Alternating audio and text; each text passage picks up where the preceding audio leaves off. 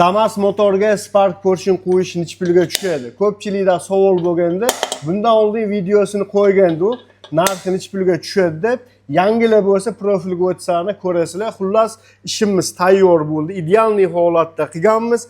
Videoga like bosib, oxirigacha kuzatib tursangiz, narxini oxirida aytaman. Nima ish qilganimiz bilan tanishtirib chiqaman. Golovkasi polni moyka, 6 ta ginizda направляющий klaplar bilan qo'yganmiz. Valla shilpovkasini qilganmiz. Kladishlarni qo'yib, shatullarini podgon qilib berganmiz. Shatulni bilasizlar, zavodskiy holatdagisidan qo'yib berilgan. Blok, eng asosiysi blok. Bunga Spark Porsche 3 ta gilza qo'yganmiz. Shu holatga necha pul ketdi deb o'ylaysizlar, taxmin qilib turasizlar.